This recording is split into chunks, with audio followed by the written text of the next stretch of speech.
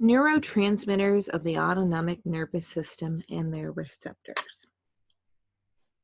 There are two types of um, neurotransmitters, and that will either be acetylcholine or norepinephrine. Now, the neurons of the autonomic nervous system will either be cholinergic or adrenergic. The cholinergic neurotransmitters will release acetylcholine. The adrenergic neurons will release norepinephrine. The cholinergic neurons release acetylcholine and include all sympathetic and parasympathetic pre-ganglionic neurons, all parasympathetic postganglionic neurons, and sympathetic postganglionic neurons that innervate most sweat glands. Now, cholinergic receptors are an integral membrane protein in the postsynaptic plasma membrane, and we have two types of cholinergic receptors, nicotinic and muscarinic receptors. The activation of your nicotinic receptors will cause excitation of the postsynaptic cell, whereas activation of the muscarinic receptors can cause either excitation or inhibition depending on the cell that bears the receptor.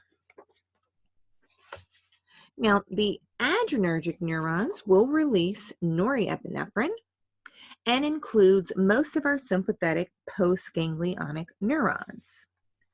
The main types of adrenergic receptors are alpha and beta.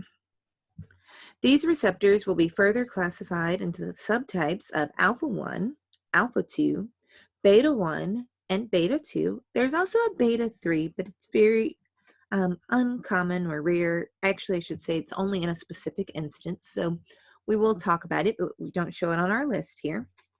And these, depending on the subtype of the receptor, the activation of the receptor can then either result in excitation or inhibition. The effects that are triggered by these adrenergic neurons typically will last longer than those triggered by the cholinergic neurons. So adrenergic neurons, their effects are longer lasting than the cholinergic neurons.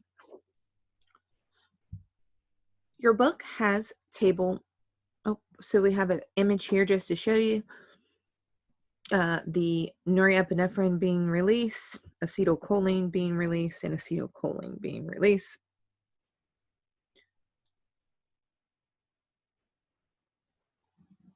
All right, so we'll go through table 15.2. It'll describe the location and the subtypes of the cholinergic and adrenergic receptors and summarize the response when each type of receptor is activated.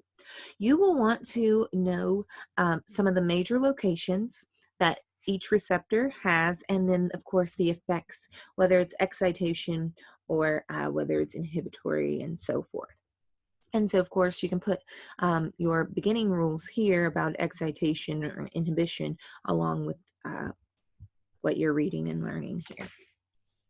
So please go through these, make yourself familiar with them, and then as far as the agonist and the antagonist goes here, so when we talk about oftentimes drugs that we use in the body for therapeutics or to help with different conditions, oftentimes our drugs can serve as either what we call an agonist or an antagonist, and then that will selectively activate or block the autonomic nervous system receptors. So an agonist is a substance that binds to and activates a receptor. It will mimic, an agonist will mimic the effect of a natural neurotransmitter or hormone. Whereas an antagonist is a substance that binds to and blocks a receptor, thereby preventing a natural neurotransmitter or hormone from exerting its effects. So as you'll see here, going through, we have the cholinergic nicotinic receptors. You can see that you have several of them, and either we said excitation or hormone release will be created.